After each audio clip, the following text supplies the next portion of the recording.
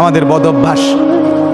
2 টুকরা গোস্ত যে চাইছে দিবার আগে 18 টুকরা কথা কয়। হ্যাঁ কয় 18 ইতানের অভ্যাস। এডি নিয়ে হোটেলে বেচ চালাইব, এডি এগুলার ব্যবসা, এগুলো আইসে কর্তিকা। হ্যাঁ লাইনে লাইনে বেড়া বেড়ি আইসে আছে, দিয়া কুল পাই না। এত কথার চাইতে তুই বেড়া দিস না বেড়া। তোর মতো 2-4 বেড়ই না দিলে আল্লাহর এই বান্দা বান্দি মরতো না। দিস না বেড়া তুই বেড়া। কথা বোঝেন নাই কথা?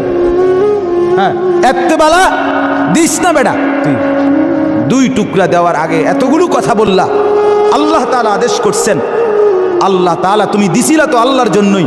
আল্লাহ যদি সেটা উঠাই নিতেন, কথা বলেন না কেন?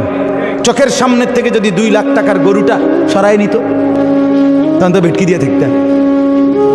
উমা কি ও কথাবার্তি নাই, এখানে গোড়া গরুটাই নাই। এমনি তো গেছিল 2-4-10 টুকরা, অন্তে গোড়া আস্তা গরুই নাই। তখন কি কেরম লাগলো?